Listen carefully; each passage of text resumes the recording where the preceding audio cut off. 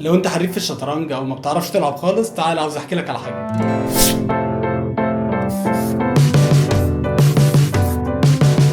وانا قاعد على النت قابلني بالصدفه موقع اسمه تشيس اكاديمي. قلت ادخل اشوف الموقع ده بتاعي. سجلت على الموقع وبعد كده سالني سؤال، قال لي انت بتعرف تلعب شطرنج ولا لا؟ قلت له اكيد، يعني انا حريف وكده. غلبني ماتش بص في ثانيه. بعد كده صنفني ان انا في المستوى الاولاني خالص، ان انا مبتدئ، وبدا يعلمني الاساسيات. في الاساسيات بقى اكتشفت حاجات غريبه في التبييت بتاع الملك وترقيه القطع. كمان اكتشفت ان في عسكري بياكل في حاله خاصه كده بجنبه، دي بصراحه كانت جديده عليا. اتعلمت بعض الحاجات الخاصه بالشطرنج في المستويات اللي بعد كده، زي مثلا ان انت توازن ما بين القطع وتعرف قيمه كل قطعه. كمان اتعلمت مجموعه من الخطط الخاصه بالدفاع والهجوم وبدايه الماتش، يعني بصراحه كانت حاجات كويسه. بعد ما بتتعلم الحاجات دي في الفيديو بينقلني على كويز وتيست كده عشان يعرف انا اتعلمت الكلام ده ولا لا. وجت بعد كده بصراحه اهم خطوه اللي انا بحبها، اللي هي خطوه الترين. بيجيب لي بوردة الشطرنج والماتش في حاله معينه كده، وبيقول لي يعني ايه افضل تصرف ممكن تعمله في الوقت ده، يعني بيختبر ذكائك والكلام من ده. هي طبعا دي بصراحه دي بتبقى جميله جدا، وبيبتدي هو يقيمك عن طريق نقط وبادجات عشان تعرف المستوى بتاعك. وبتيجي اللحظه الحاسمه اللي هي لحظه البلاي.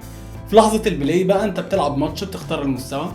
انا لعبت المستوى الاولاني والتاني والتالت وكانت الدنيا تمام. جت على المستوى الرابع بدات الدنيا تبقى صعبه شويه، ما قدرتش افوز بسهوله. فزت في المستوى الرابع، الخامس كان اصعب شويه، السادس بقى كان موت. يعني انا لغايه دلوقتي لغايه الحلقه دي انا فزتش في المستوى السادس. لكن في المجمل بصراحه اكتشفت حاجه غريبه، ان لعب الشطرنج اللي انا كنت بلعبه قبل كده هو يندرج تحت بند الهواة فقط، وان انا لو فضلت العبه مليون سنه عمري ما هبقى محترف ولا امت الاحتراف باي صله يعني. كمان بعد ما خلصت الحاجات دي في الموقع اللي انا بقيت بدخله كل يوم، لقيت حاجه جميله في الموقع اللي هي بيرفورمانس. اول ما انا دخلت عليها لقيته محلل لي ادائي وفقا للماتشات ووفقا للاختبارات اللي انا حليتها وكده.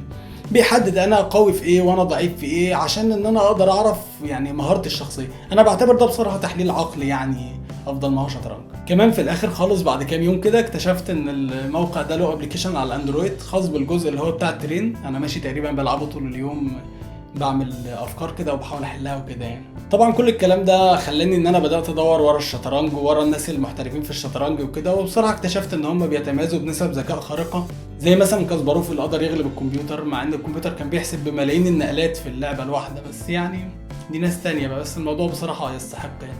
ما تنساش تعمل لايك وشير وتشوف حلقاتنا اللي فاتت من الضغط على علامه الاي الموجوده فوق، وفيهم حلقه كانت موجوده عن الشطرنج الثلاثي.